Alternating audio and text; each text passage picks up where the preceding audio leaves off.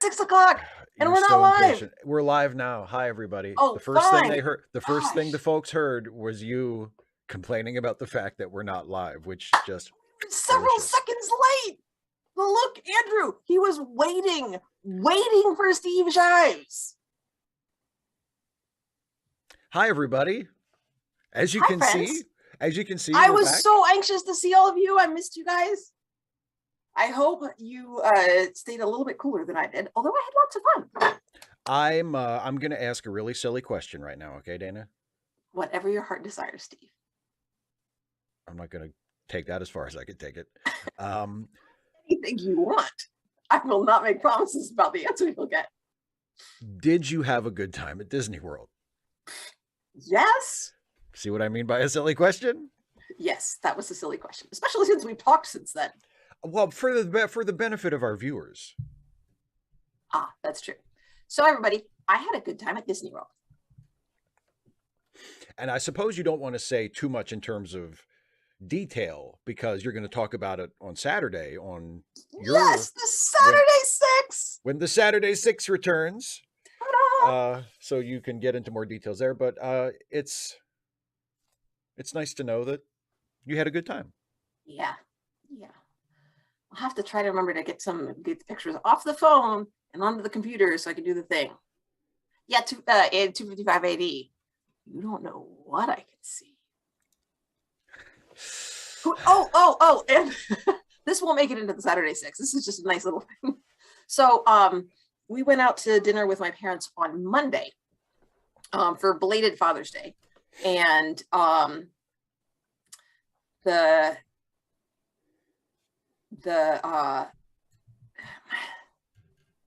I told the waitress, I'm like, she's like, okay, is this all together or separate? I'm like, it's together, and I get the check. Mom's like, no. I was like, I get the check. And she looked at everybody. She's like, I'm giving it to her because she's kind of scary. I'm like, radical bacon? No, I will not. Because we just got back from Disney a little less than obviously less than a week ago. And we got back on Thursday night, Friday, a date earlier than we anticipated. And then next week on like Thursday or Friday, we're heading up to Pennsylvania, and we'll get back. We won't be there for quite as long though. So then I think we're done traveling, although we may go and visit my best friend, or she might come to visit us. Not really sure. So just between all the, I'll be here, I won't be here, I'll be here, I won't be here. There's like, I just decided I'm not gonna do either of my jobs this summer. So Well, I just mean, here and your summer jobs. I mean, it's not yes. like Well, I'm not gonna be teaching either. Well, which is not your summer job. So Also true. So no jobs right now. No jobs. Just not bringing money in, just spending it. Although I will say, I do have my teaching contract. We're 10-month employees, but I've got it spread out over 12. The pay over 12, so they get an interest-free loan for 2 months of pay, but it makes it easier to deal with bills and stuff. I could budget it, yeah. But yeah, that would be even if like the entire annual amount was enough, like it would be tough to budget for 2 months where you're not receiving like any income at all. I mean, yep. Yeah. Like just no, you all take care of that. You send me a regular you send me a check. You figure it that's out. so awesome. Oh, no, I really do enjoy Radical Bacon. I'm curious as to what you'll be doing at Busch Gardens. I really do enjoy my summer jobs, but honestly, mostly it was because of scheduling. I am enjoying having the time to do a crap load of reading. Hopefully get a little bit caught up. I've started reviewing Miss Marvel and do a little bit more with the video stuff. Yes, indeed. Ugh. Although, not so much, not so much compete, but I did, when I was at both of my jobs, I had students as coworkers, both at the theme park and at Rock City. I had students as coworkers. So, I mean, I don't know, maybe I did compete with some and they didn't get the job because I did, but in other places, we were working together. So, it's pretty cool. Were you ever in a situation where a student was your boss? Nope. That's too bad because that would be a funny story, I bet.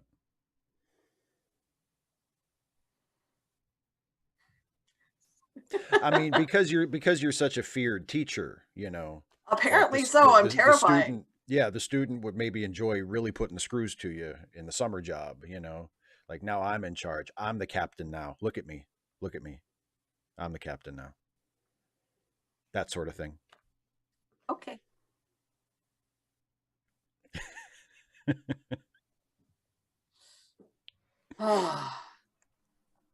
Okay, radical. I'm very curious now. And art is a craft.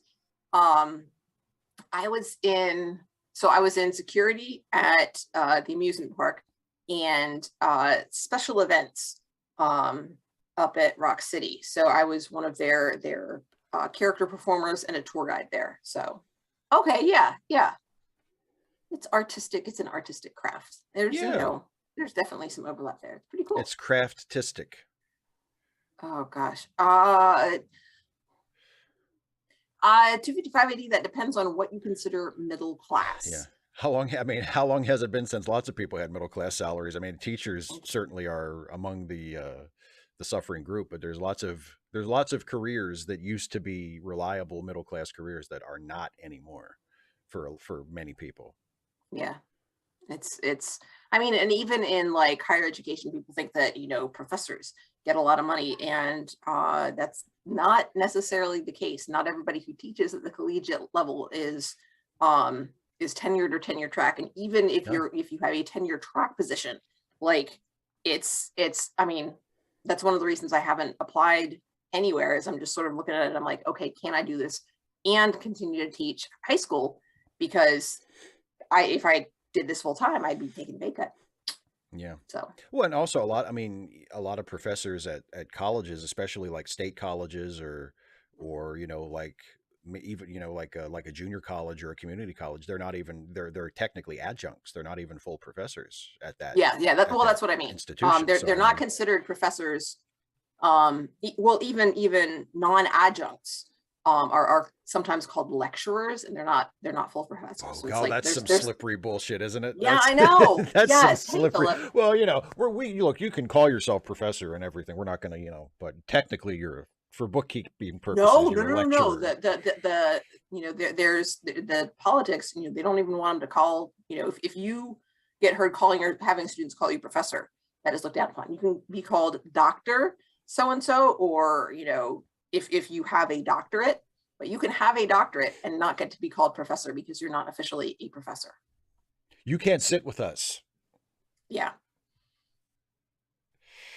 Radical bacon. That sounds You are awesome. not a member of the Finer Things Club. You can sit in the same room with us, But but know over that you are there. not officially a member of the Finer Things Club. Oh yeah. It's just yeah. It's rough. Yeah. So Radical Bacon, are you going to be in Chattanooga or like not? Because like I thought you were looking at houses in Chattanooga. I was like, yes, we need to get together and do stuff. But so Steve, how have you been doing? I've been doing good. I have been I have been conducting a long overdue watch through of the various comedy series created by and starring Danny McBride. That is very specific. Well, because I mean, he's done a lot of really like critically heralded work over the last 10 years or so that I just haven't had a chance to see until now. So I watched both seasons of Vice Principals, which I think I told you about, which is hilarious. It's just incredibly funny. And then I watched all 4 seasons of Eastbound and Down, which again, fucking hysterical.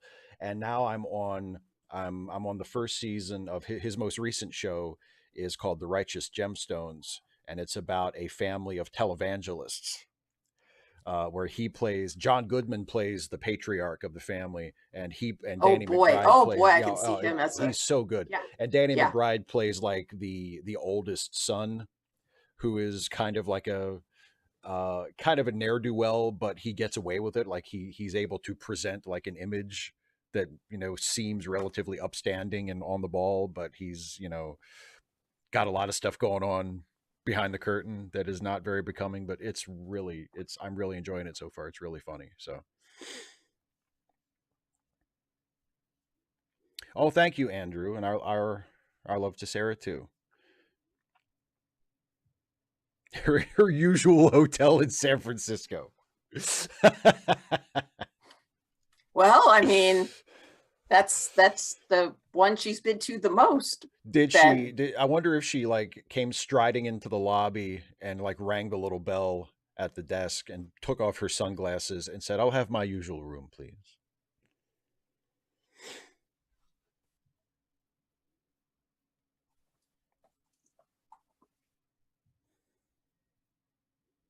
Okay, I know.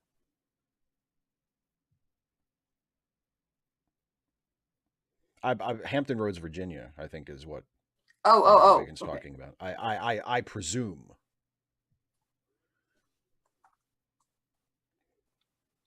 Okay. Let's see the map.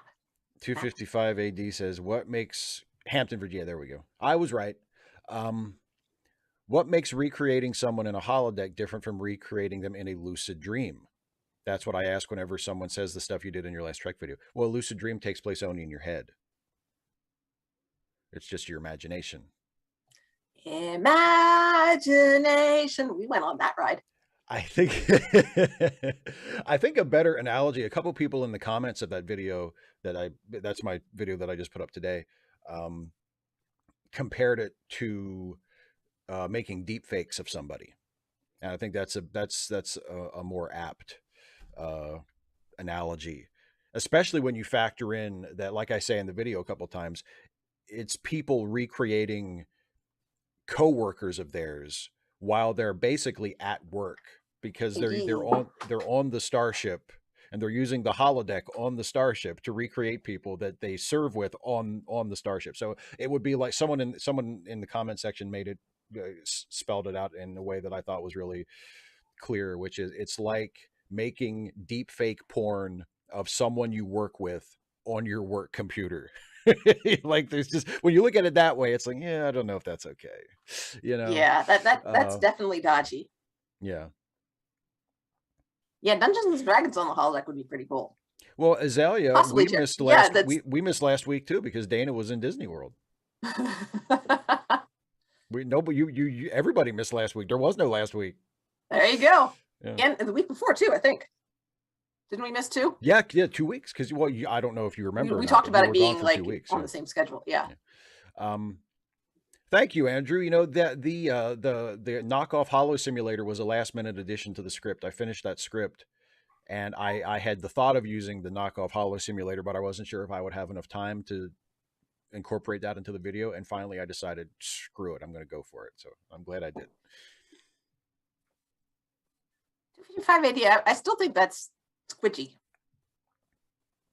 but more difficult to police. I mean, and well, and that was kind of one of the points I make in the video, which is because like when you watch the Star Trek episodes where that comes up, like where Barclay is recreating his coworkers in the holodeck, it's looked down on and it's viewed as unusual, but nobody gets like super pissed about it. Yeah. And my sort of humorous presumption was, well, maybe it's just that holodecks have been around long enough and everybody's just gotten used to the fact that inevitably people are going to use the holodecks to make porn with them, that they've just become kind of numb to it and it's just not that big of a deal. That is depressing given where was the article in? Was it the New Yorker about that kid who like sent his girlfriend's nudes on and the group of girls as a result was like, here are boys that we don't want to get together with. Yes. And it wasn't so sorry for the poor boys. What the no the whole boys will be boys thing again. Like, it's not too bad for it seems like a completely reasonable it is unfortunate for them, but hey, they earned it. I mean, we're not even talking about legal repercussions. It's just like, here's people we don't want to date. Yeah. So what have you lost? And you're not entitled to date any particular person anyway. So really, what have you lost? Or anybody at all? You haven't lost anything.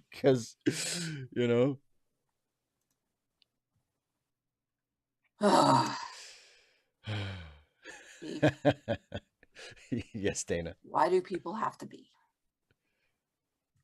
Well, I guess they don't have to be, but it sure is more interesting with them around. Well, that's for sure. Sometimes it sucks, but it ain't ever dull. It sure does. Oh, and yeah, you know what? I have not seen the Bob's Burgers movie. I'm waiting for it to come out on streaming because it's one of the other. Oh, I watched the new Doctor Strange today because it came out on Disney Plus today. I did not go to the theater to see that, and I did not go to the theater to see the Bob's Burgers movie either. But as soon as it's out on whatever streaming platform it's going to wind up on, I will watch it as soon as possible because I'm sure it's terrific because I'm a huge Bob's Burgers fan. But Doctor Strange was good too. I quite enjoyed it. It was funny though because like a lot of the reviews and a lot of the people I talked to about it before I watched it were like, oh, it's really cool that Sam Raimi directed a Marvel movie again, but it's like his style doesn't really mesh very well with the MCU, and I didn't really get that at all. In fact, I didn't really. There are a couple of sequences a little bit late in the movie that are very Raimi-ish, but for the most part, it didn't strike me as like that Sam Raimi really imposed his personal style on it very strongly. I could have used more Raimi more Raimi sensibility in it, to be honest, but it was pretty good. I enjoyed it.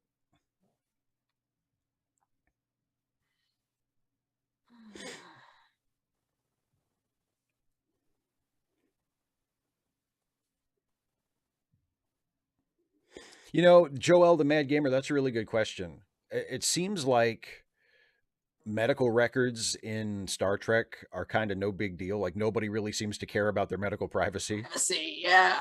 Because in fact, there was a detail that I completely forgot because it was from an episode of Voyager. And why bother remembering?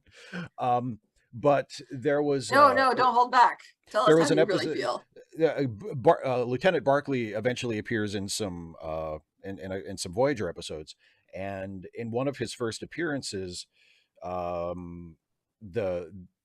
doctor aboard Voyager, the holographic doctor, is somewhat dubious of this thing that Barclay wants to do, and so he lists like Barclay's psychological conditions in front of the entire crew of Voyager. Yep. He's like, well, I don't know if we should trust this guy because he has this, and this. And, it's like, so wait, that's a doctor just openly sharing a third party's medical conditions with strangers without their permission. And nobody even bats an eye about it. Like the captain's not like, whoa, take that down a notch. Nobody gives a shit. I know, Andrew, right? Golly gee whiz. Oh, and Azalea, yeah. Jesse James Keitel was fantastic in the most recent Strange New Worlds. Just absolutely goddamn fantastic. Anyway, we have just about exhausted our typical 20 minutes of opening chit chat. So would you? Chit chat. Yeah, Philip, I think that was the Hollow Barclay episode. But I'm not 100% positive. Well, I've got my episode queued up. Do you have all yours? Queued up? I sure do. Ooh. I was just double checking it. Yeah, Homebody. That's another one. Yeah. Well, nobody. It's not just a Star Trek thing. A lot of movies and TV shows play fast and loose with medical privacy. Like you'll have doctors just disclosing medical conditions to family members and friends, and just it's like, is that okay? You're not supposed to do that, though, right? When was Voyager, though? First year of Voyager was 1995. And that was that from the first season? That episode? No, that was from later on. That was that. If it's the episode I'm thinking of, it was probably around maybe season 4. And then Barclay came around again in season 6 and 7, but yeah. Okay, so that's post HIPAA. Oh yeah, well, and yeah. And I mean, medical privacy was before HIPAA. Let's be honest. even before HIPAA. I mean, it was frowned upon for doctors to just blurt out your medical records to other people. Oh, is there going to be Wordle? I haven't done Wordle in. Well, I guess this is the last time we did Wordle. I have it up. I mean, if you're up for playing it. I was planning on doing Wordle. If you don't want to, we don't. Okay. But, I'd completely forgotten. Let's plan for it after the episode. I'm all set up for it. All right. I got pizza here. We got the episode. Woo! All right, so we will be watching. Hopefully, everybody is on the same page with us. We'll be watching Hilda season 2, episode 9, The Deerfox. Dun, dun, So dun. I will count us in momentarily, and I'll do 3, 2, 1, play. We all hit play when I say play, and hopefully we're all synced up. So are you ready, Dana? He's the boss. Yes, I am. All right, here we go. In 3, 2, 1, play.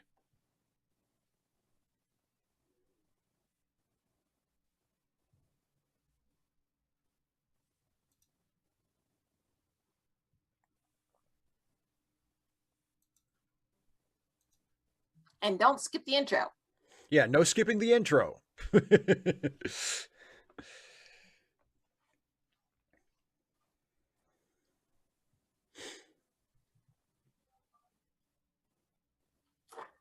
Well, in my experience, Andrew, that's not particularly a graceful thing. It really depends. It depends on a number of factors, really. Okay.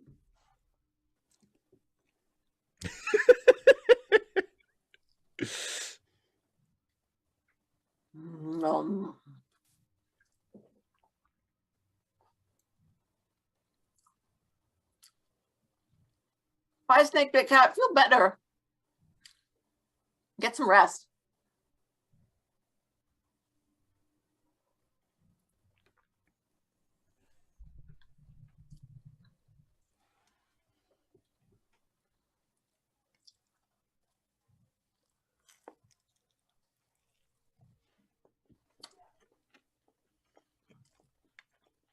Did she just put that in her boot?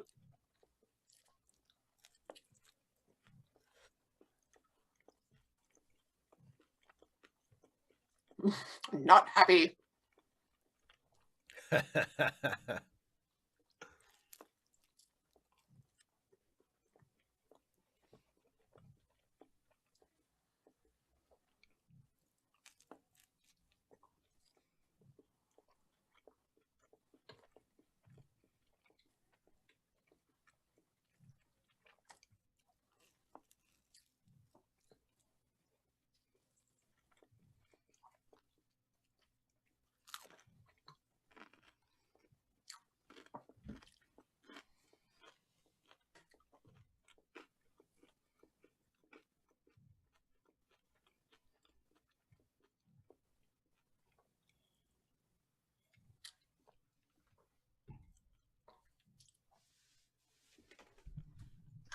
Radical Bacon, yeah, ballet or maybe gymnasts or something. I mean, I've never seen ballet dancers have sex, but I bet it is pretty graceful. Well,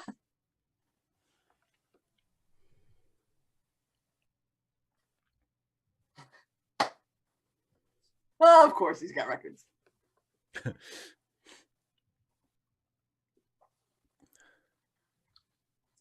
The no hands fish type. Exactly.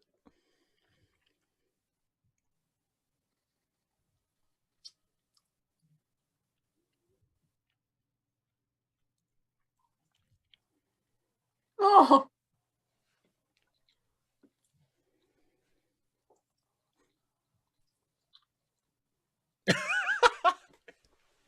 So mean. I love that he flies all the way down there just to shove David in the mud.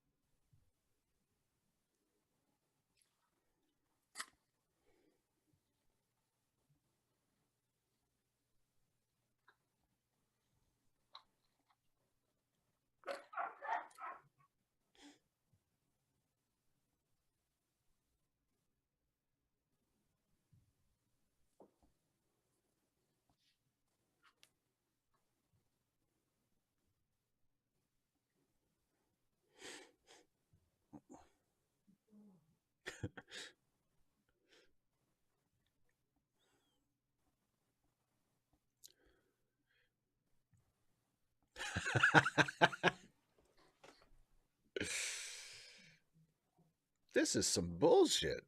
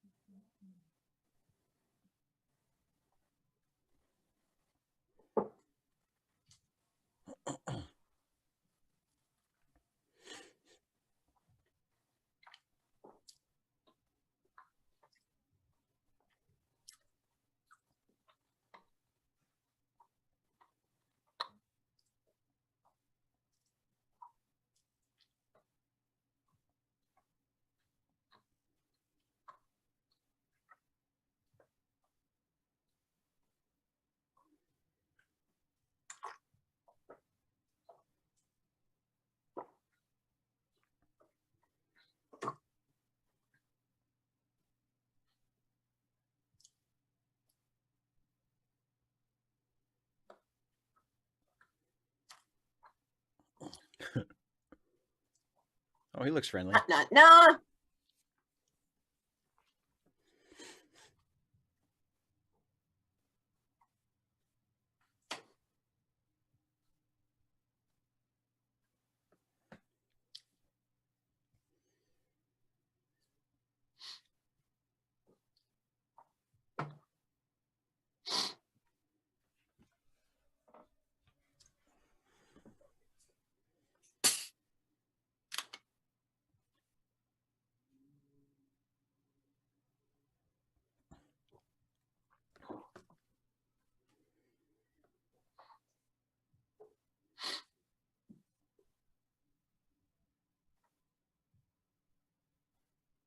He really had to go out.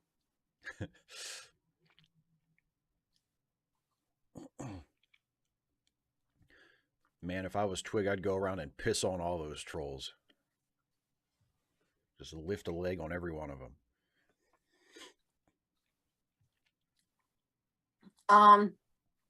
Kind of neither. 255 AD. It was frozen, and I don't know if it was in a box, and then it came out of the toaster oven.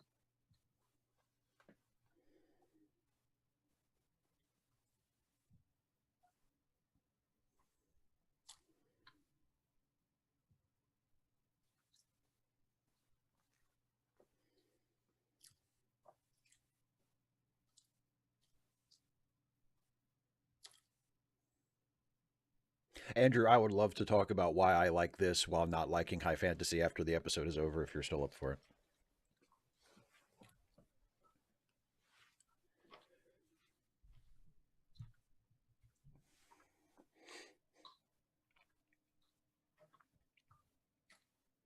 The female deer foxes.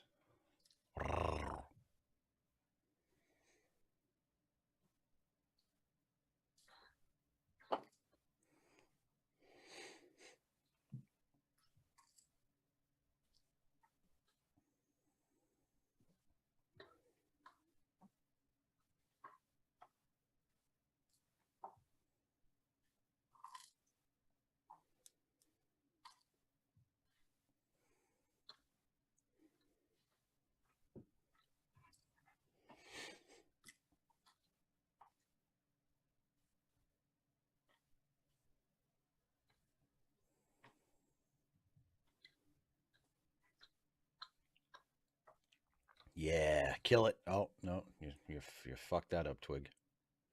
Ironically, he was undone by a snapping twig.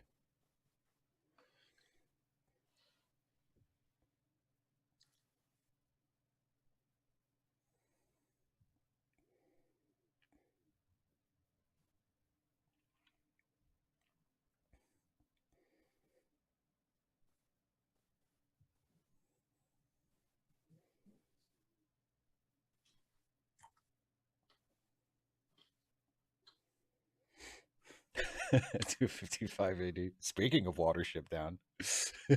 Andrew, because you pay less for it, and paying less money makes people happy. Yeah.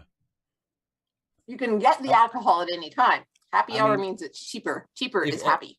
And honestly, the thing about happy hour, if you want to get pedantic about names and say, why is it called happy hour? Lots of bars have like a 2 or a 3 hour happy hour. So like, you know.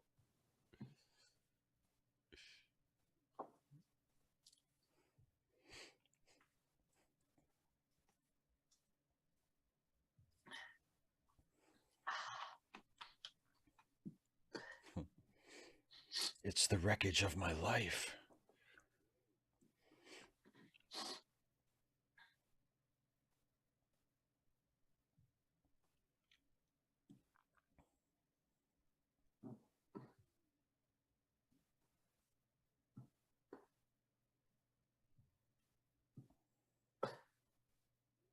They're getting older. Ah, nice.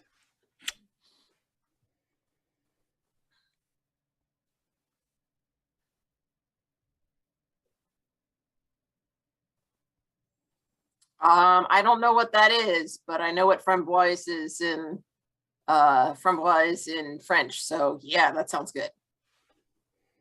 Iambic framboise. It's strawberry.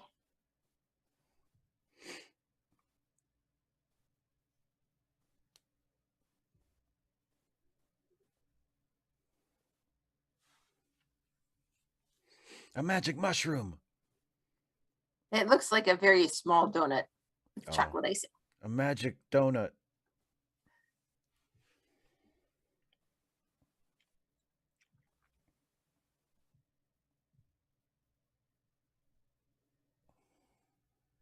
Lambic.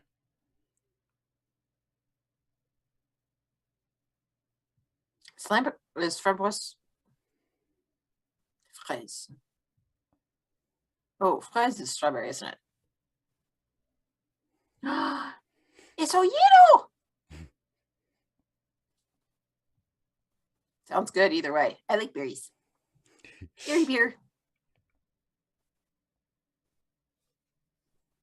And that's the origin of your name, in case anyone was wondering.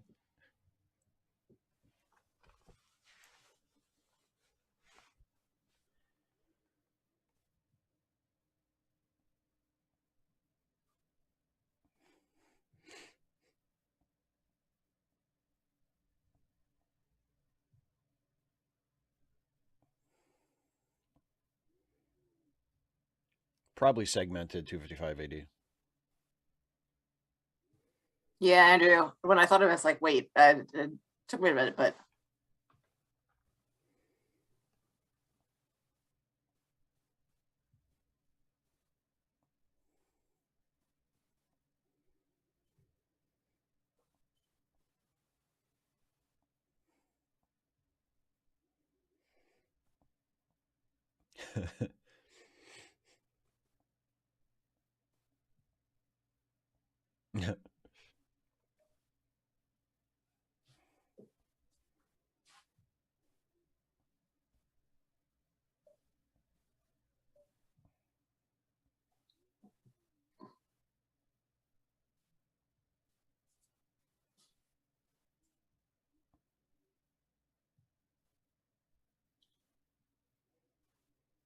I don't know where he went after he drowned 3 of us when he did his business.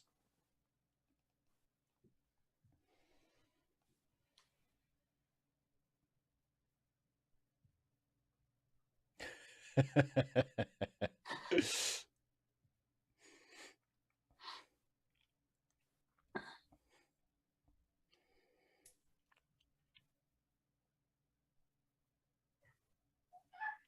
on, Twig, you can make it. Jump.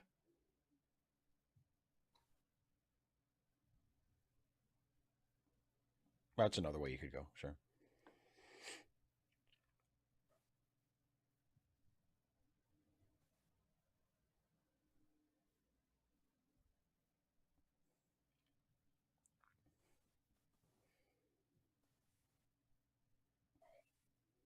Oh no, it's Clifford the big red dog, and he's gone rabid.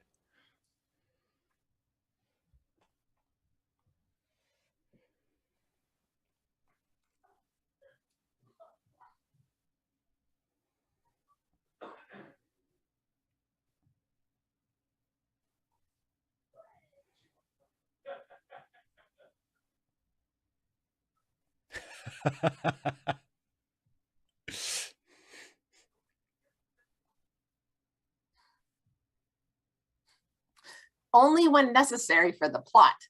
Exactly.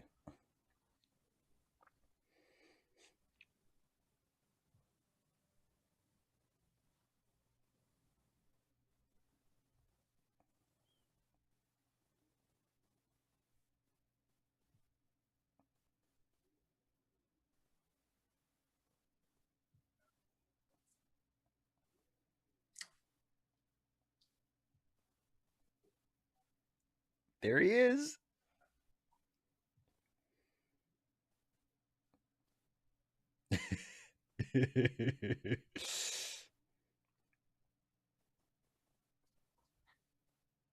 Of course, the Woodman listens to jazz. He's so cool.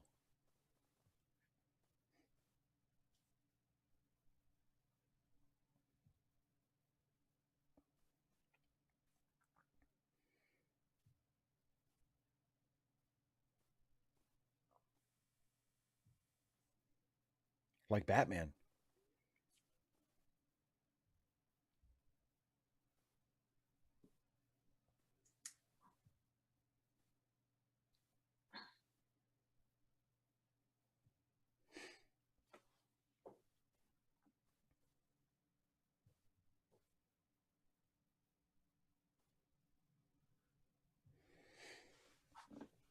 So people can tell where we are in the watch along Precambrian Lullaby.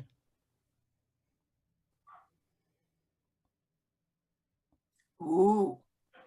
The Eagles are back in the valley. Oh, I love them.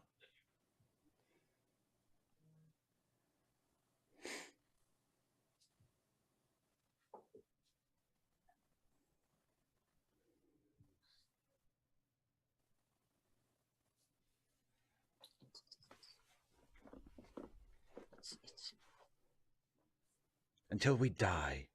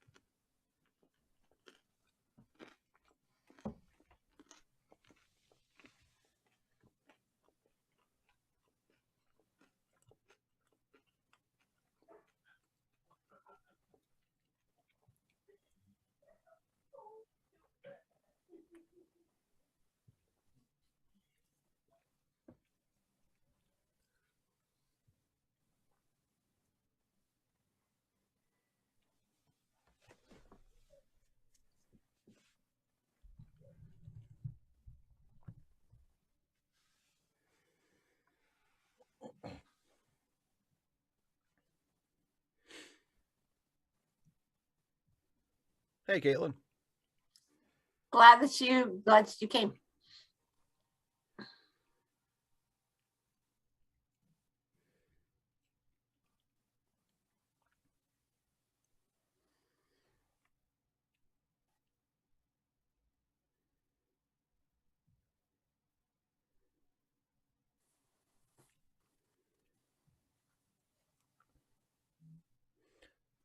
I think it's a car dealership.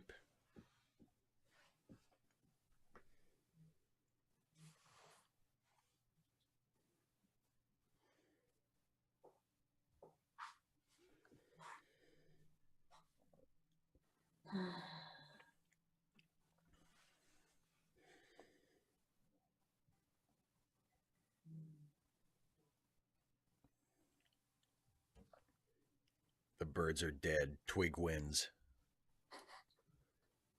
Maybe he ate them because he was hungry. I hope so.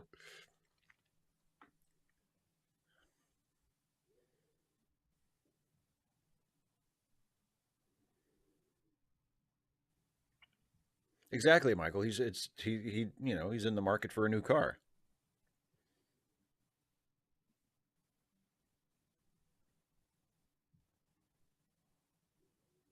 Now what do you expect me to do?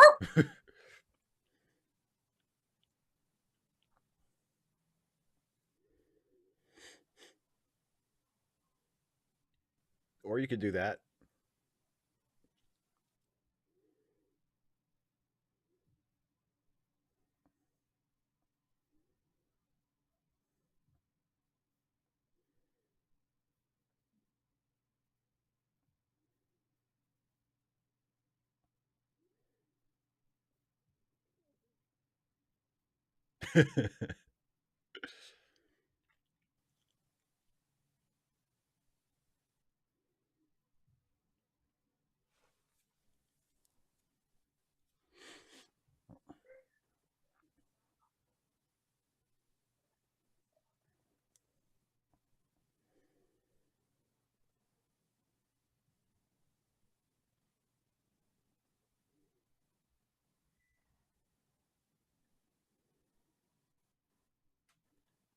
Yeah.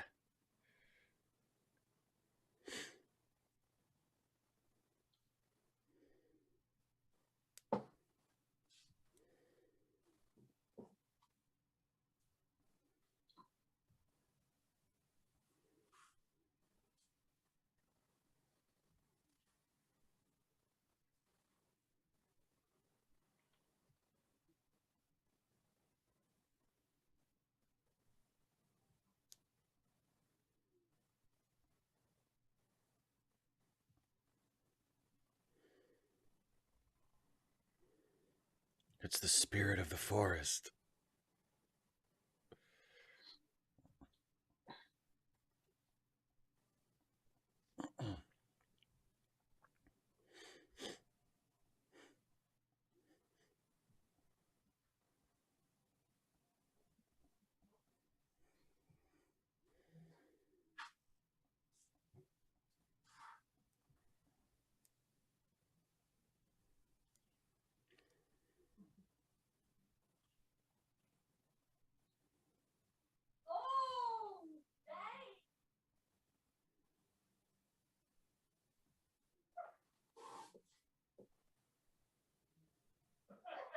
Nope, Caitlin. We saw like the shimmering northern lights bit, but yeah, we didn't know that it was a connection to the Deerfoxes.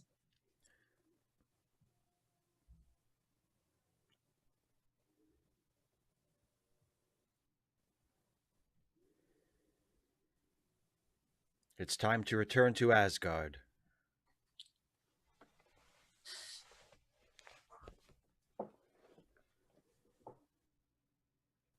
$255 AD. Yes. Yeah, that's what. Yeah.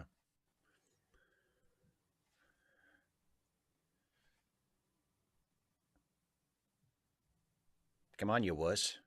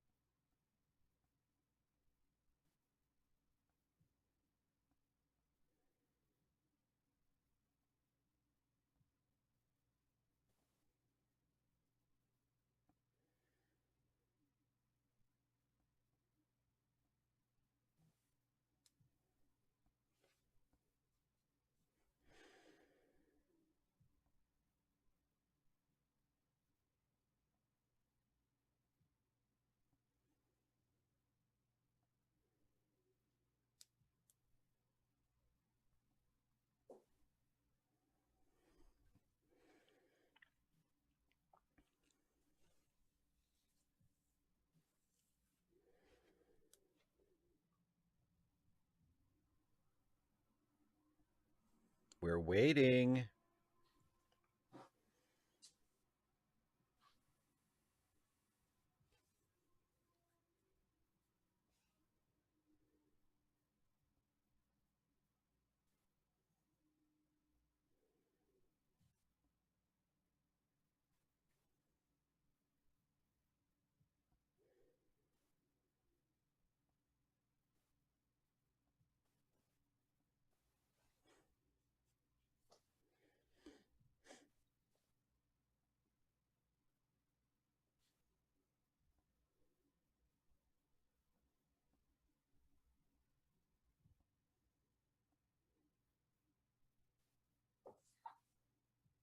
Bye, Andrew. Thanks for coming to spend some time with us. Yeah, see you later, Andrew. Good to see you.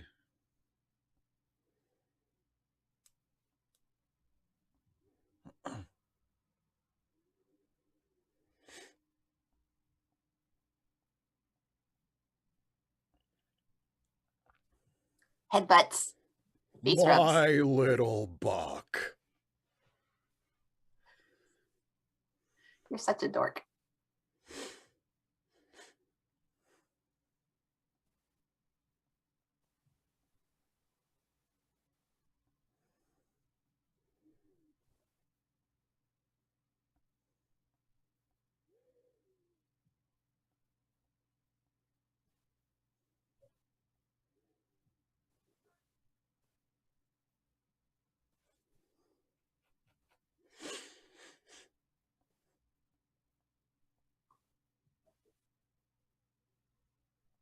Space pop.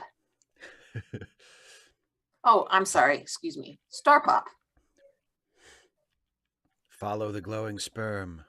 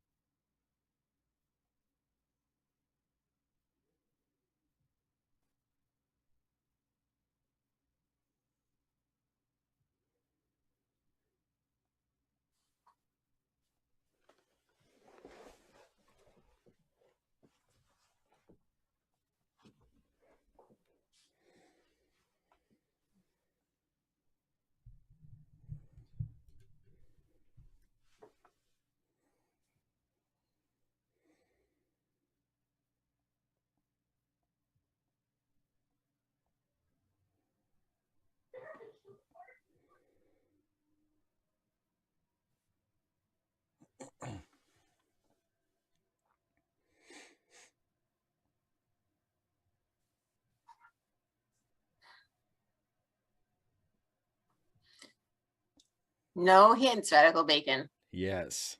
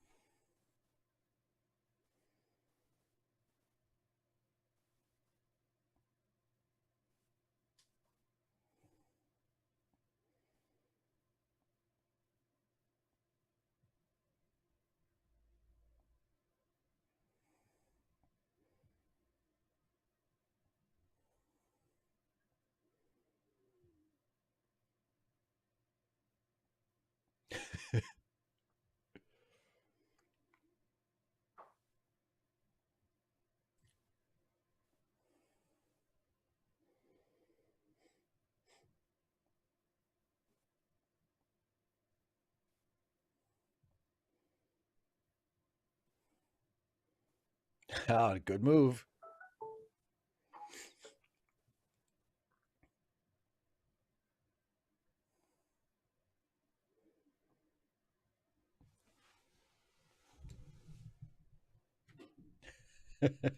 Isn't anyone scared of a fucking ghost anymore?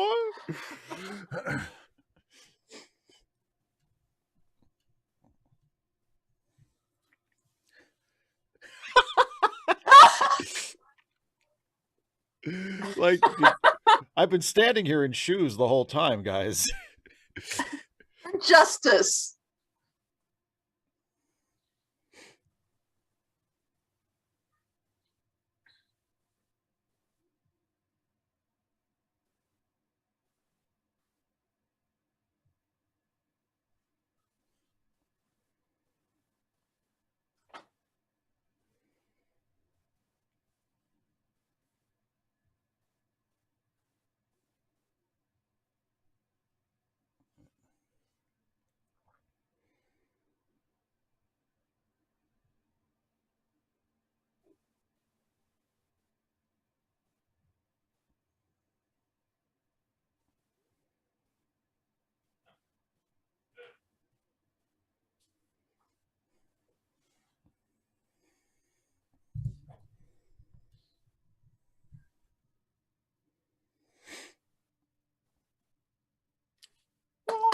Yay.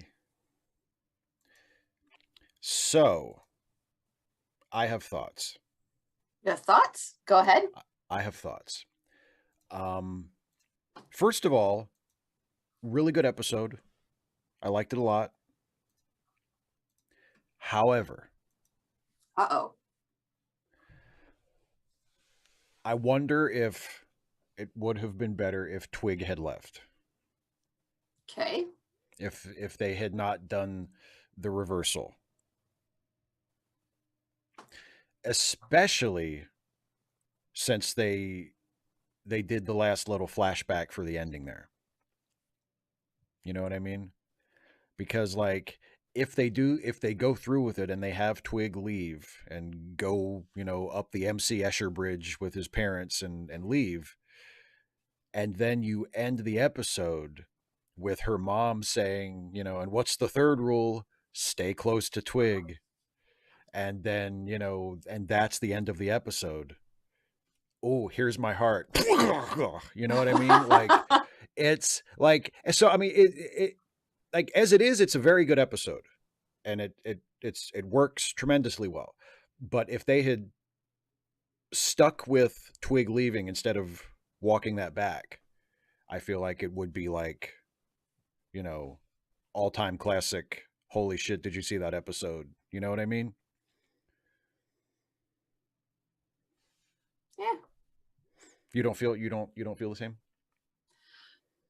You said it would be more effective. That depends on what effects they're going for. If you want to just rip the heart out, sure. I want to make children cry. I want to make little children cry. I want to make them weep bitterly and inconsolably. Okay, in that case, take their phones away. Through the power of storytelling, Data, not through just taking shit from them. You said you want to make children cry. I'm like, okay, here you go. Easy solution. Caitlin, I disagree that it necessarily would have been more brave. I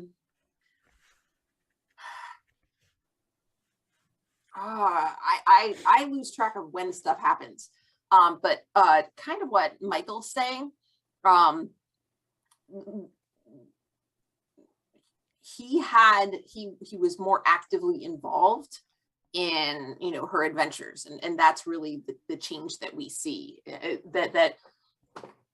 which is part of her coming to Trollberg. She makes some human friends and she starts prioritizing them over her time with Twig.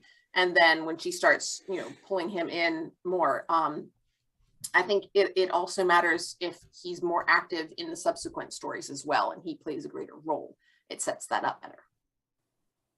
Yeah. Well, and I mean, part of me is also like, and this, I imagine this would have been an argument I would have had if I were in the writer's room for this show, which is, if we don't really have plans for Twig after this, then why not just make this his last episode? Yeah. If we do have big plans for Twig, let's just not do this episode. Maybe let's save this and make this one of the last shows. Like if we get to a point where we know it's the end of the line and we're doing our last season and we have so many episodes left, let's save this idea for Twig's tearful farewell and let's do that closer to the end, and actually have him leave.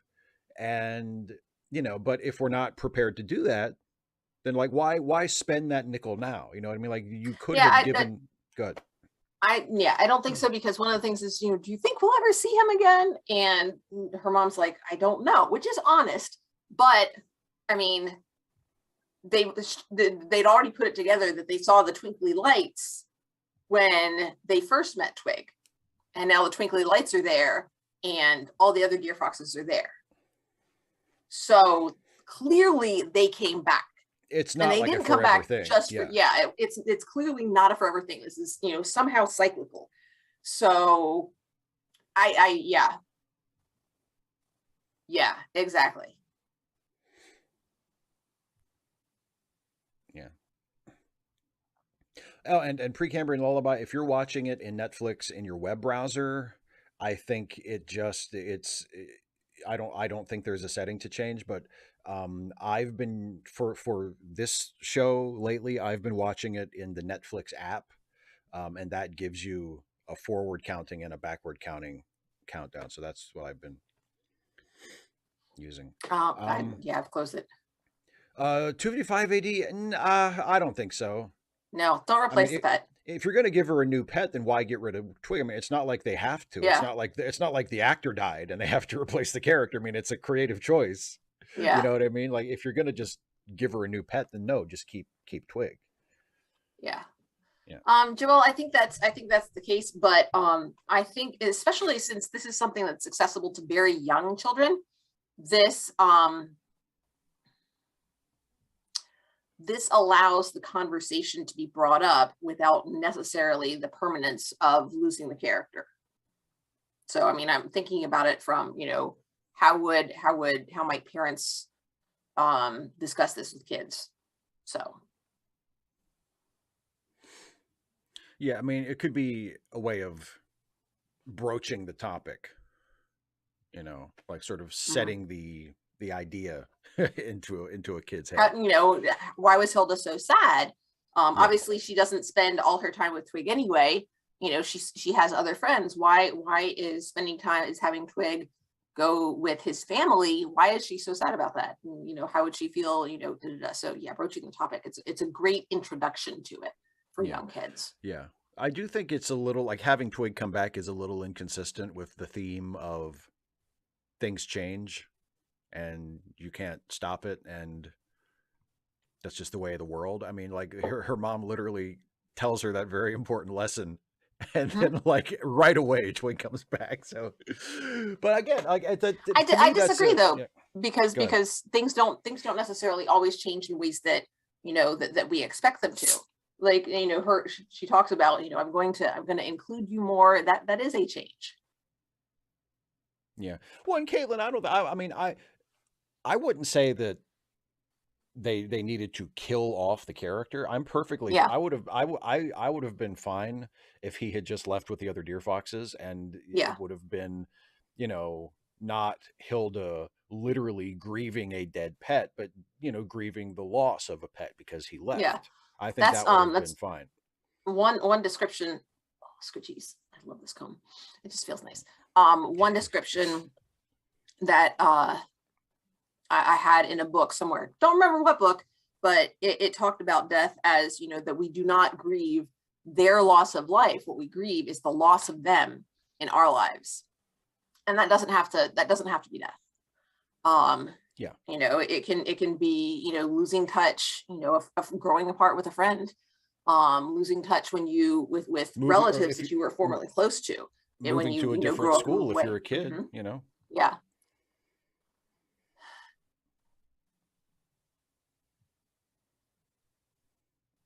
But yeah, I mean that's just a thought that I had when we were getting to the end of the episode, and I didn't really expect it to stick. Like I didn't expect them to have Twig leave. Like I sort of assumed he was. I expected them to do pretty much what they did, and it would then they executed it very well. Like it's a very good episode, but I feel like it would have been stronger if they would have gone through with him leaving with the other Deerfoxes.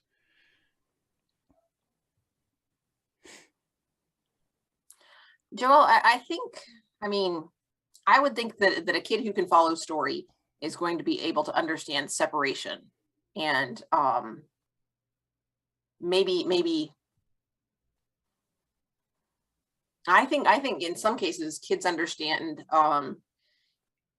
permanence or appreciate the permanence of separation more than adults do, because a span of time seems proportionately longer to them, because they don't have as much of a lifespan to compare it to. And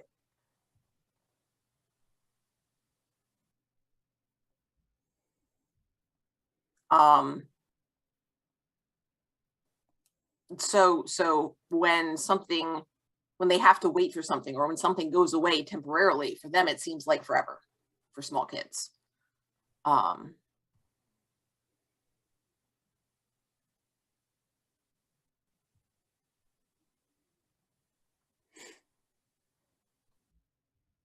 Yeah. And even though Andrew had to leave, I did want to circle back to what he said about why do I enjoy Hilda, but I don't enjoy stuff like Lord of the Rings? Maybe he'll get a chance to watch this. The end. Well, and I think he already knows, because his subsequent his subsequent comment post in chat uh, got it pretty close, which is that Hilda is fun and lighthearted, and frequently very funny, and whimsical, and just charming and enjoyable. Doesn't take itself too seriously.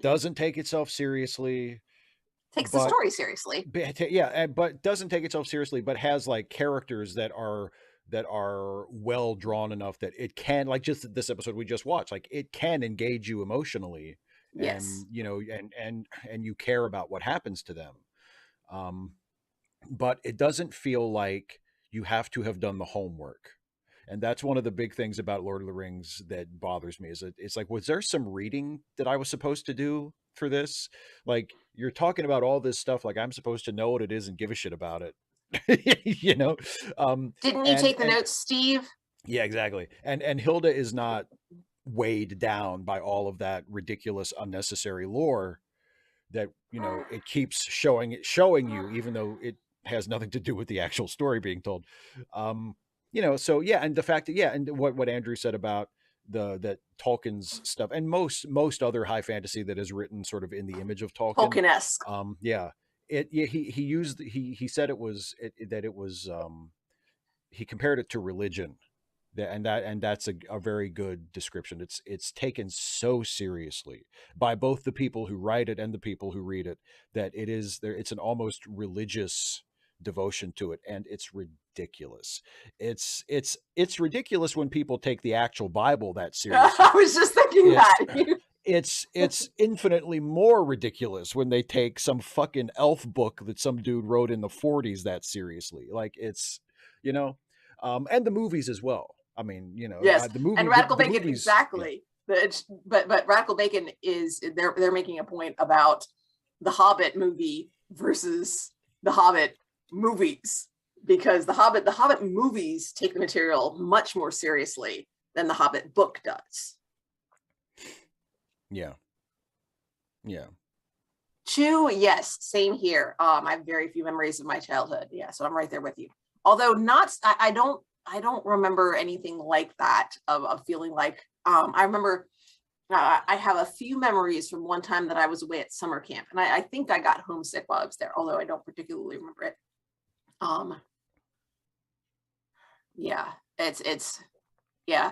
It's trying, Joel, I think it's trying to make commentary, it's trying to be literary. My understanding is that Tolkien was trying to create a cultural monomyth, and very deliberately, which is it's kind of ironic, because he got on Lewis's case for using the story as an allegory. He's like, look, if you just want to tell a story, then tell a story. But he didn't just tell a story either, to be fair. Right. Yeah. The whole the presumption of its own importance is another thing that really bothers me. Again, I've never read the books. God help me if I ever read those books. But I've seen the movies. I've seen all three of the original of all three of the Lord of the Rings movies, because we watched them for late seating. I'm so sorry. That was one of the things that, well, you and I have talked about it. The only one that, I mean, I have no desire to ever watch any of them again, but the only one that I actually thought was legitimately a bad movie was the last one. The first two, it was just like, well, this just is not remotely my cup of tea. But there are things about it to sort of appreciate. The third one, I was like, this is the one that won Best Picture? Like, this is a bad movie, you guys. I don't know. But no, that was a big part of what turned me off to it, was the portentous fact that it won Best Picture. Well, and it won against fucking Lost in Translation. Like, what the fuck is going on here? Wait. Are you sure that's all he said? Yeah, like, it sounds like he's saying quite a bit more. More intensity. Okay. Yeah, I mean, so I'll always bear a grudge, just like I'll always bear a grudge against Arcade Fire for winning Best Album at the Grammys, against Eminem and Recovery, which is Eminem's best album and should have won Album of the Year and didn't because the fucking Arcade Fire, like. So, Anyway. Wordle? Wordle! Let's play Wordle. All right. For those of you who have never seen us play Wordle before, here's how it works. I talk Dana through it. Dana is not seeing the Wordle board. We're going to play today's Wordle. Dana is only seeing it through my description. So, here we go. And your starter word is? Stare, S-T-A-R-E. Stare. Oh boy, we have an A in the wrong place, and that's it. Ah! Woohoo! S-T-A, so.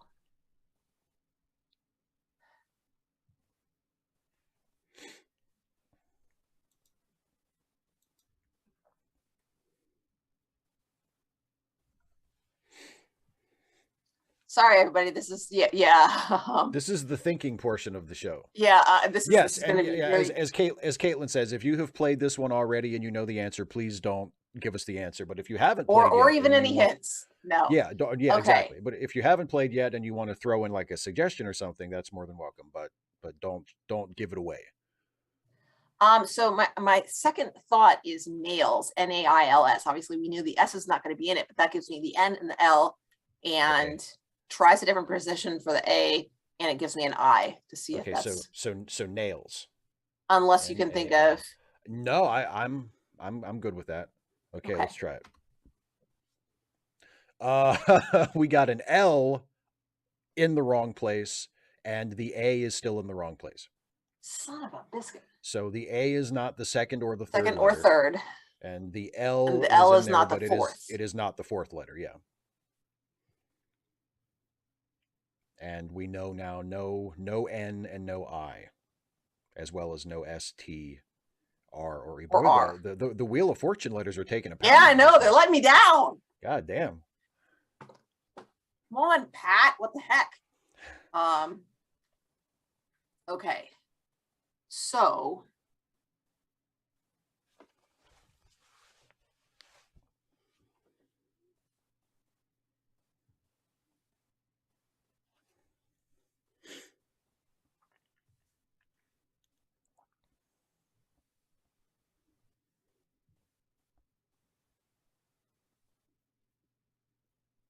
Darn. All right. Yeah. Not moral, but M-O something A-L would work. M-O something A-L. Modal, M-O-D-A-L.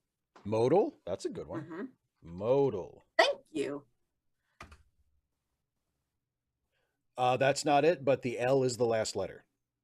That's it? That's all I get? It. You get the the A has to be the first letter. A will have to be the first. The A has to be the first letter. L is the last letter, so it's A something something something L.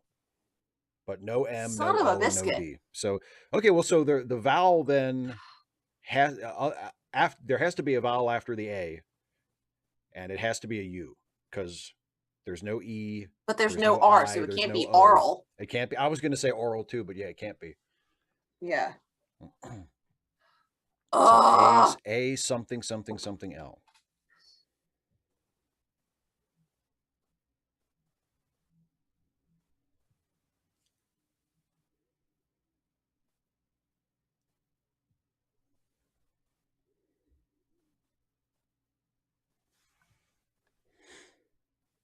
Man. Oh.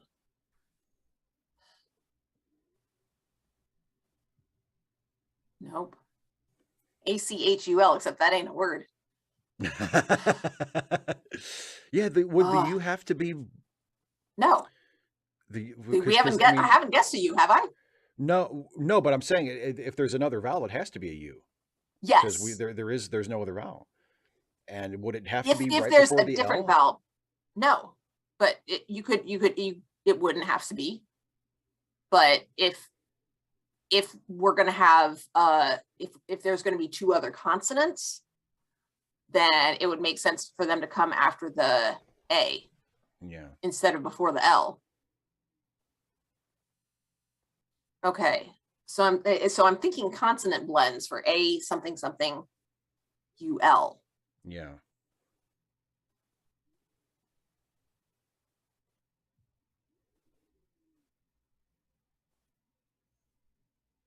Did I guess D? Yeah, there is no D. Yeah, D is There's you no did D. modal. Yeah. That's modal. Okay.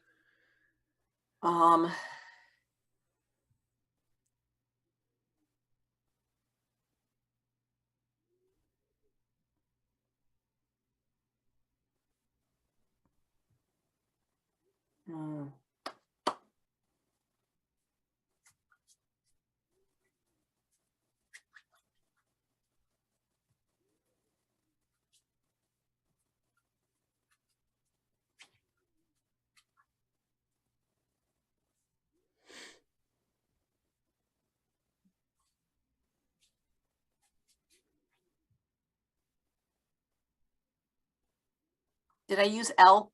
Yes. L's the That's the last end. letter. That's Yeah. the end. L's the That's last the letter. end. Yeah. I mean, I suppose there could be another L. We know that there's no L. We know that there's an L in the last position. We know that there is not an L in the fourth position. We know that we tried the A. Yeah, we know the first letter is A because it hasn't been. It hasn't been the second, third, or fourth. So it could be A. It's A something something something L. So one of those something, one of the second or the third letter could be an L, I guess. I think we have to have a U since we know there's not another A. Yeah, I and no other vowels.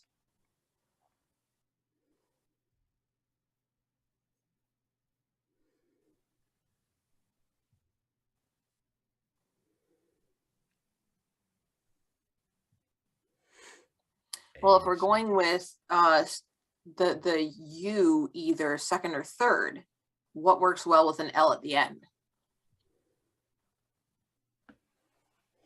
It's RL does, but it's not an R.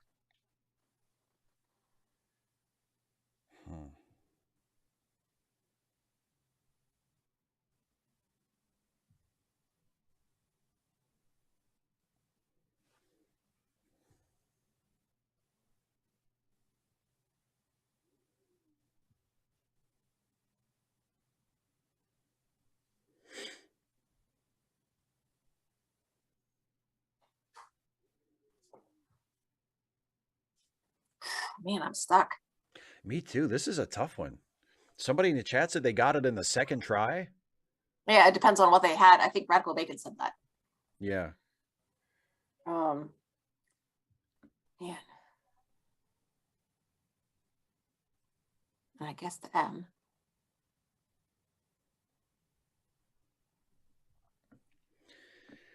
Yeah, I'm looking at the available letters and trying to think like what could go what could go with a starter of an A and an ending of an L and a U in there somewhere. Y is also a potential vowel. That's true. Yeah, that's true. We need maybe that would be a better. I'm not coming up with anything though. Me neither.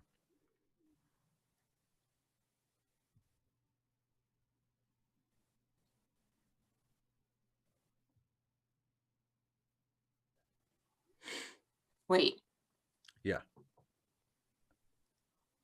Awful. Awful. AWFUL. Oh my God. I think, okay. AWFUL. Okay, let's see. That's it. Yes! Yes!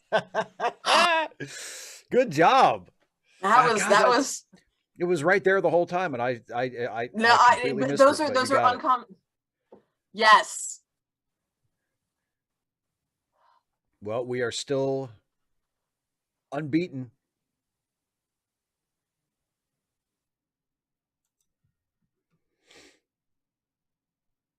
Wow.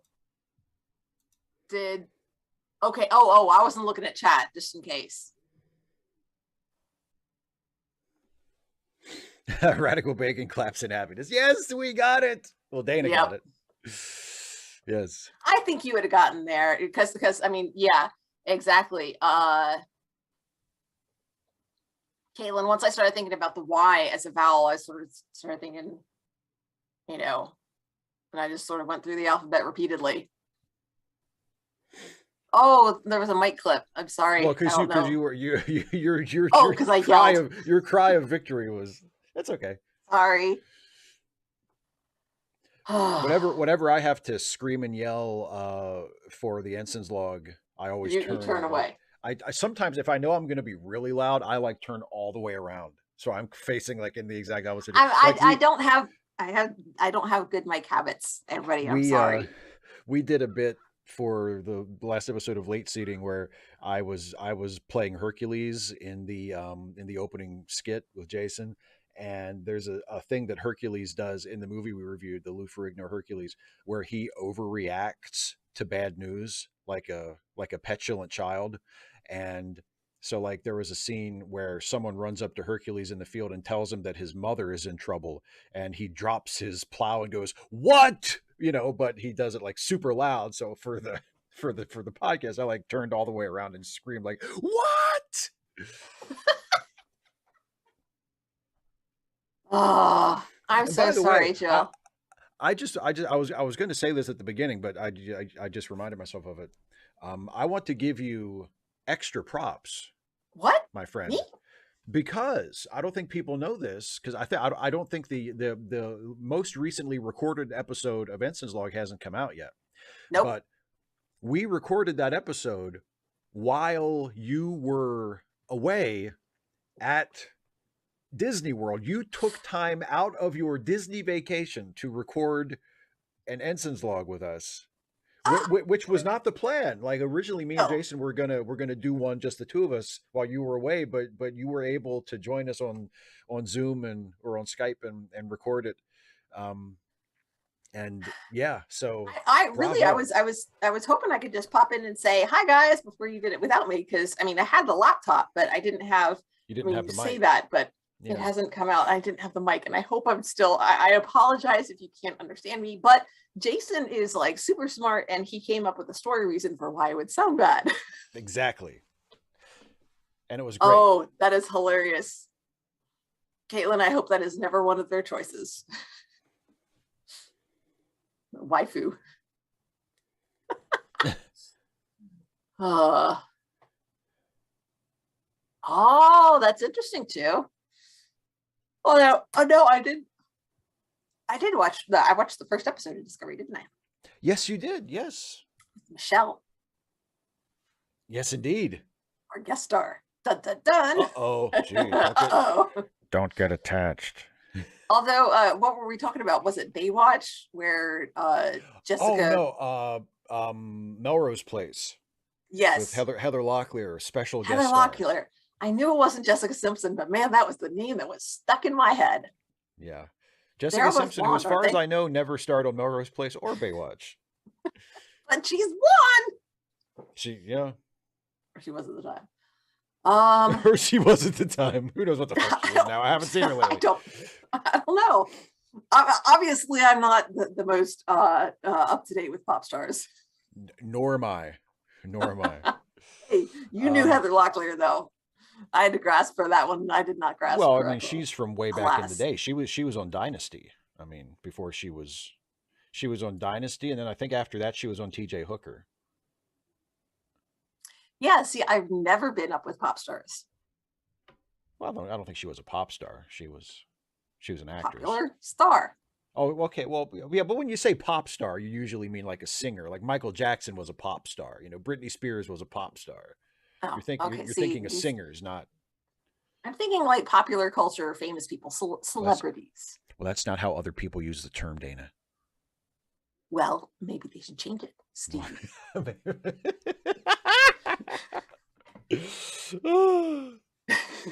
There's a moment in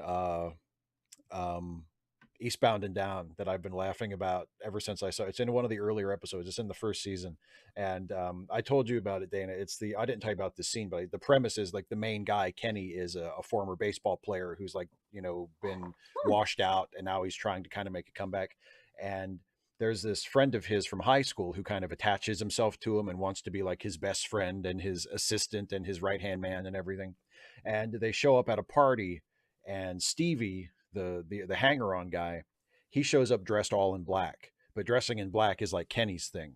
So Kenny's like, Oh no. okay. So just the precise way he phrases it has been cracking me up ever since I watched it. Kenny pulls him aside and he says, "All right, look, I wear all black. You can't be wearing all black at the same time that I wear all black. I need you to find a way to change yourself for me." And just the way he phrased it in that precise way just fucking killed me. And with complete seriousness, like, I need you to find a way to change yourself for me. It's like prom. Caitlin, I think that perfectly makes sense. Completely reasonable. Yeah, the word pop. In fact, it's probably it's Yeah. probably better than mine. I thought our phys ed teacher's name was Jim. That's gym why class. You went to gym class. Yeah, you it was a dude. Well, I mean, it must be a big deal because the other teachers don't have classes named after them. No. Well, the thing is, you had like in elementary school, you had like one art teacher, one music teacher for the whole school. So like there was a grade 1 teacher who would teach math and science and social studies and English. They taught all the classes. And then you would have different teachers in 2nd grade for, all the different classes. Yeah, that's how it wasn't like they were, so like there was one art teacher and that had all the art classes, and one music teacher. Yeah. And one phys ed teacher. Gym teacher. Who was Jim. So it was gym class. Now, although I will say, I never thought that our female art teacher was named Arthura, Arthrine Art. See, you're kind of. I was just gonna say, wouldn't it have been funny if you had an art teacher named Jim and a gym teacher named Art? That would really mess with my poor little brain. Joelle, there's no reason specifically why I'm not making review videos of the Orville. I mean, I watch it, but I don't review every show that I watch. I might do a review, a video of the entire season once it's done. I think I did that with the first season of the Orville, but I don't know. I mean, I may not. Like, I like the Orville, but I'm not like nuts about it. So it's not like something. No, I think it's fine. Like, I think it's fine. I enjoy it, but I'm not like, carried away by it. Although I will say this, there was a neat moment at the end of the most recent episode where the captain expressed my exact sentiment for why I want to live forever. Which is, and I think I've even said this to you, Dana, in conversations. I've forgotten. I'm sorry. Well, no. I haven't even said what it is yet. Because I want to see what happens next. And he because it was like after the the main plot of the episode was resolved and all the characters are kind of sitting around in the mess hall of their starship and they're talking over what happened and they're talking about immortality and that kind of thing. And the captain said, "Oh, I would want to live forever, because they're talking about like, well, immortality is not all it's cracked up to be. And, eventually you get tired of it. And, and the captain said, if it was an option, I would want to live forever. And someone said, why? And he said, because I want to see what happens. And that's the exact same answer I would have given. And that I have given, in conversation. So that was cool. But overall, pretty good show. That's about it. Radical Bacon, what about the Heath death of the universe? Wouldn't it be cool to see? I mean, you wouldn't be able to literally see it. There'd be no light, but, To perceive it in some way. I mean, if you're immortal, you probably have, something beyond sight. You've evolved some kind of hyper sense or something. Beyond. Anyway.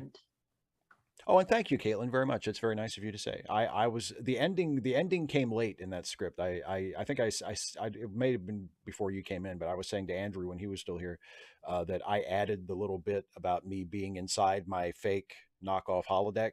I added that to the script relatively late in the process. It was pretty much all written when I decided to work that in. And I added that ending. I think that was like the last thing I put on. I was like, well, I'm doing the holodeck gimmick, so I got to put like some kind of an ending that has something to do with that. So, Well, 255 AD, that means, we'll be used to it. Yeah. Well, but maybe the next thing won't be so awful. Yeah. What happens next might be less awful. Or, you could do something to hopefully help make it be less awful. There you Since go. you're going to be living forever. Maybe you can, do something to fend off the heat death of the universe. You never know. Whatever that may be.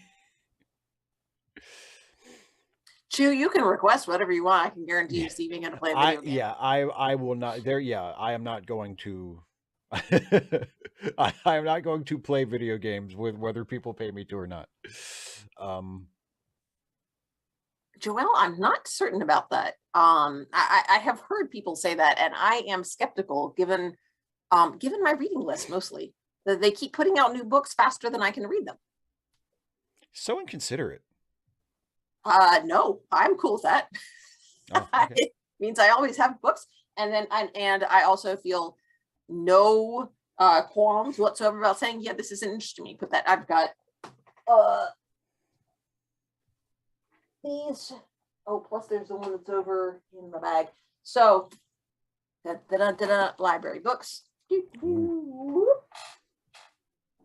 I've got this one that I'm working through about halfway through. And then I've got these two that I checked out at the same time as I checked out that one, and they're doing about a week and a half. And I have these two that I picked up on Saturday. Good Lord. And yeah, so I'm good for, a little while here. I'm cranking it out. So, but my to read list keeps growing. And that's like, this is just books that I'm really picky about what I add to my to read list. It's just we really need to watch the Twilight Zone Time and If It Last together at some point. Yeah, you've told me about that one, but I'm just like, yeah. For one thing, it's a classic. For another thing, every time you start talking about, especially when you have like a big stack of books that you're reading, like that you've got out of the library, I always think of there, because it's the main character is Henry Bemis, and he works at a bank, but he gets in trouble with his boss because he's always reading while he's like sitting in the window, and there's not anybody there. His boss needs to just get over himself. Well, like the boss pulls him into the office, and he says, "You, Mr. Bemis, are a reader." And Mr. Bemis, like, sort of adjusts his glasses and goes, "A reader?" Gee, who would ever think such a thing? It's just, it makes me laugh. I've told you, like, when, we grew up before cell phones, and, before kids on cell phones all the time, blah, blah, blah. They get in the way of real relationships. But we had books, and we had family dinners in my family. And one of our family rules was no books at the table. And let me tell you, that was a difficult rule. Like you could just have it down on your lap, and so like you're looking at your food, but you're also reading the book. I'm right there with you. Who wants to talk to adults when you're a kid? But also the books are just so interesting. Yeah. And yeah. I think one of the things that because in that, one of the funny things in that Twilight Zone episode is that people other than Henry Bemis, people treat reading like it's drug addiction or something, like, oh, he reads, he's a reader, he's always reading. It's like, whoa, since when is reading like such a horrible thing? They're all like, oh, he's always over there reading. What is wrong with you people? It's the Twilight Zone. I know, but it's one of the things that makes it. It's one of the things that makes it a good episode. But anyway, shall we wrap up? Well, maybe we can watch that and yak about it for your channel sometime. Do it. I would love to see how. So yeah, the one of my upcoming videos. Steve, have you watched all of the Obi-Wans? Yes, today was the last episode. The Obi-Wan show. The Obi-Wan Kenobi show. It is over. Thank God. Sadly, it was not a musical variety show. I wish it had been. No. Yeah, I haven't watched all of them, but I knuckled down and I watched the first one and we talked about it, and I'm not going to watch the rest of them. Yep. So, but, and I'm gonna try to edit that one tomorrow. I haven't gotten around to that one yet, but no rush, because yes. I got a video going up on Saturday. That's right. So yeah, but yeah, and it's the video that we did about the Obi-Wan show. It's not like a full watch along. I mean, we did sit and watch the episode together and we commented on it a little bit as we went, but it's mostly going to be like the beginning and the end, It's before and after, video. So theoretically, I don't know. Yeah. But we had a good conversation. Yes, it was. We had a good conversation, and I'm going to cut it down into a good video, and it will be on Dana's channel at some point in the future. You won't have to sit through the whole conversation. So, but yeah, and then I've got Saturday 6 coming up, surprisingly, on Saturday at 6 p.m. Eastern. How about that? And I'm working on my list of good stuff, and trying to make things. I think 6. 6. So it's 6 good things. So it's the Saturday 6 at 6 where you're going to talk about 6 different things. Oh, Caitlin, nope. Yeah, we did not have. We had dinner at the table, and the TV was in a different room, so we did not watch. That was also another thing. We did not watch TV at mealtime. Well, you didn't really have a TV for mostly not just the year that Eleni was there, and then for the very last little bit of high school, from like my birthday to the end of the year. That was it. Then my birthday's in March, so it was like at the end of March too. So it was like April, May, and then into June, and that was it. Yeah. And Philip Kehoe, I hated that line so much. Dana, that's the line I told you about on the phone this morning. Yep. Oh, I remember. Hated that line. I hated that line so much. So much. Flames on the side of your face. On the side of my face. Breathing, I mean, heaving breaths. And honestly, and I'm of course that's an overstatement. When I say I hated it, I mean when I was watching it, I just went, like it was just sort of a mild annoyance because it's a TV show. I don't want to waste a word or an emotion like hate on a crappy TV show. I didn't like hate it, but it was an eye rolling choice for me. I was like, oh Jesus. In fairness, Caitlin, like I grew up without a TV in the house. And to some degree it was because my parents were just like, it's going to take over. We're going to be watching TV all the time. Also, it was because cable was expensive, and we were living on a single teacher's salary for the most part. My mom did some substitute teaching to bring in a little bit extra money, but things were tight. Yeah. So, well, we didn't have. I mean, we always had a TV, but we didn't have cable for most of my childhood either. That didn't come until later. So did you guys use bunny ears? Yes, we had. Well, no, there was Dad installed a big antenna on the side of the house, and then connected to the TV. It was one of those little directional dials, so that you could, the antenna would turn to get certain stations to come in. That was what we had for most of my childhood.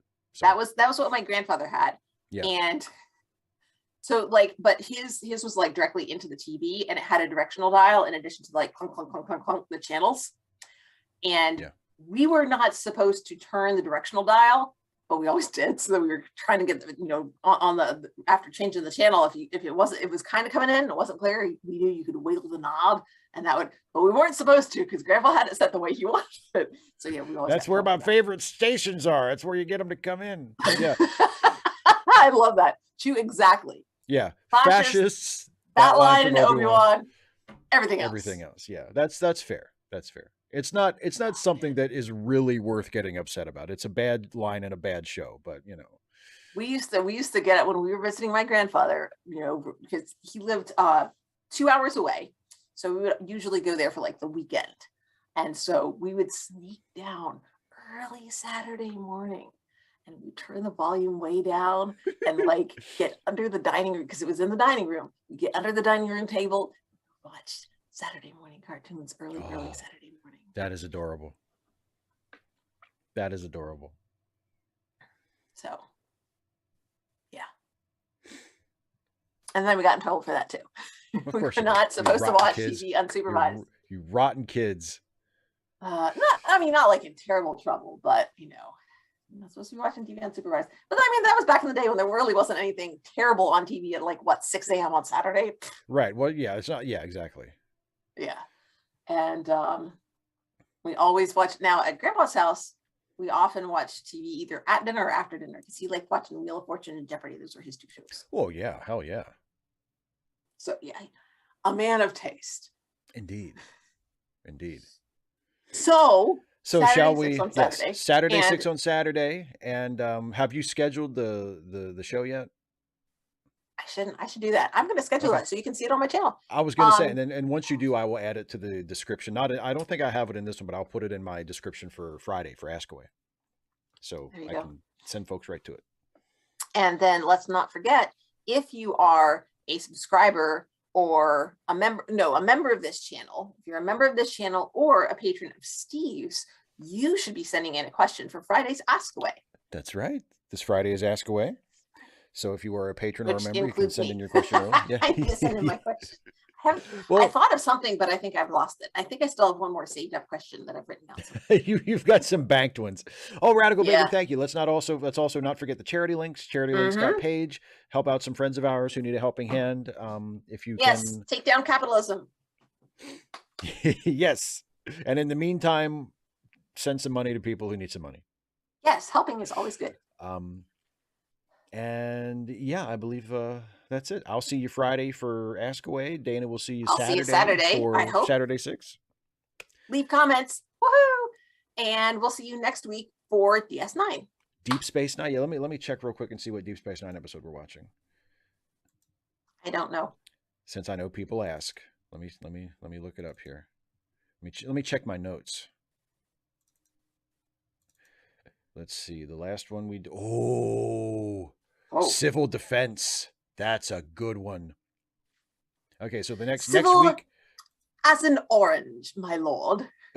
So next week we will be watching Deep Space Nine, Civil Defense. One of my favorites. Okay, so that's it for us, everybody. Thank you all so much for watching. I'll see you Friday. Take care, and we'll see you for another Trek Reluctantly next week. Bye-bye.